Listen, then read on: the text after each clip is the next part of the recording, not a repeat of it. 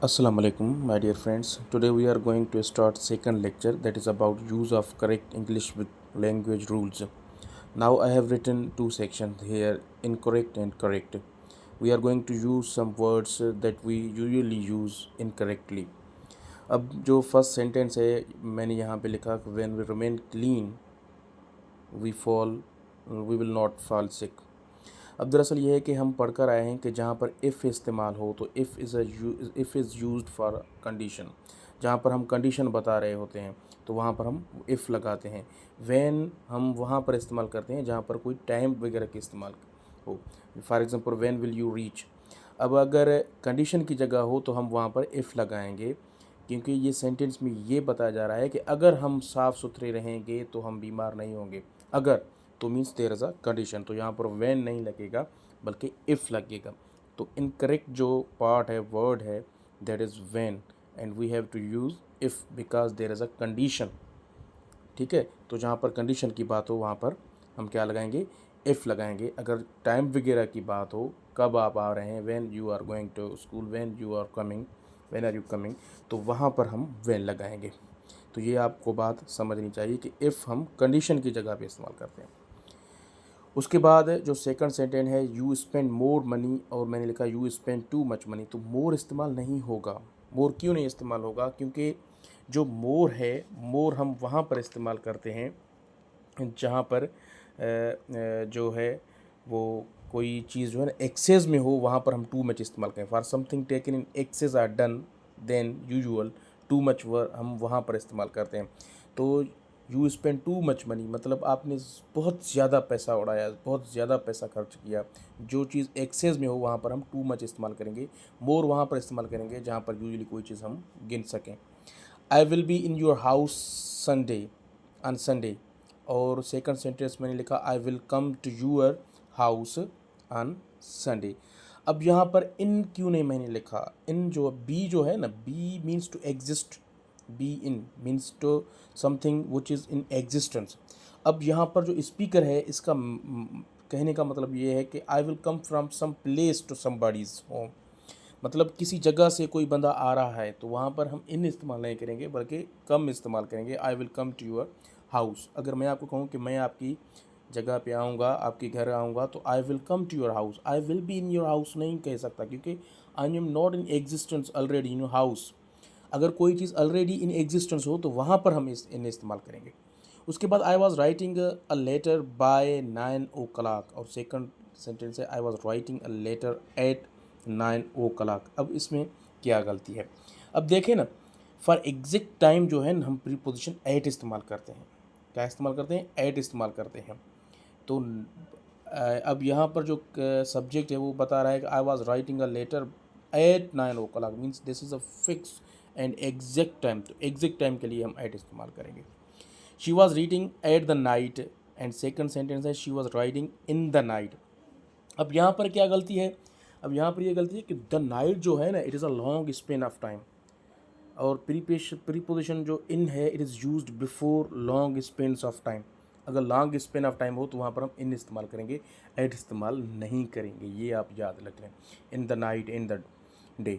I am often going for long walks, I often go for long walks. अब इसमें क्या फ़र्क है? ऑफन जो है अभी उस सेंटेंस में ये it is used as like a वो सॉरी एडवर्ब, और इसकी जो मैना है मीनिंग है वो है many times, frequently, means it is a regular practice, it is my regular practice to have a long walk almost every day.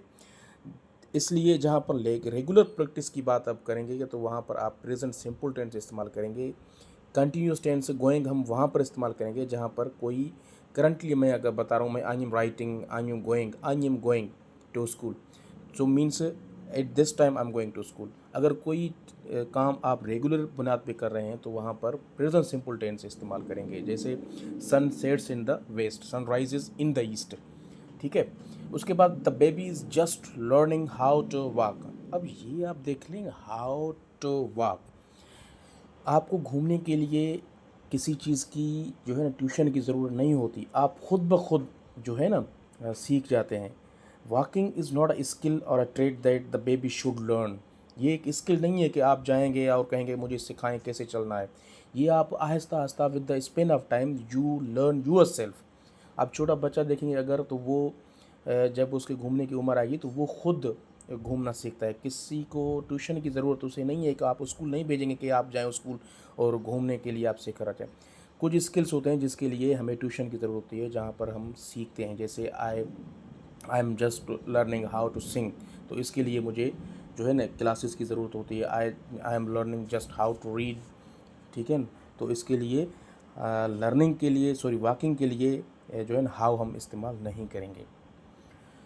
तो ये आप याद रख लें, ठीक है। उसके बाद माई फादर वाज इन हरी।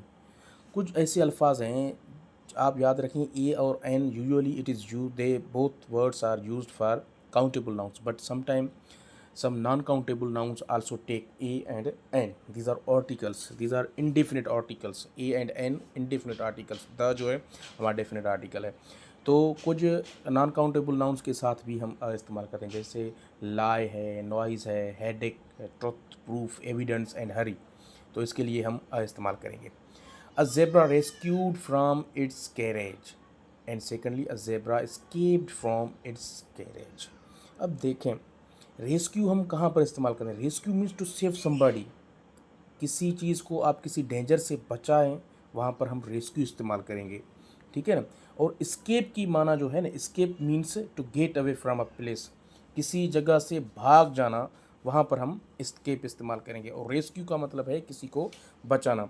तो यहाँ पर जो सेंटेंस है, one day a zebra rescued from its escapes, तो यहाँ पर ये बता रहा है कि एक दिन जो ज़ेब्रा था वो अपनी केज से भाग गया, मतलब one day a zebra escaped from इस केज, ठीक है। तो एस्केप यहाँ पर होगा, रेस्क्यू नहीं होगा, क्योंकि रेस्क्यू जब कोई और बंदा आकर आपको बचाए।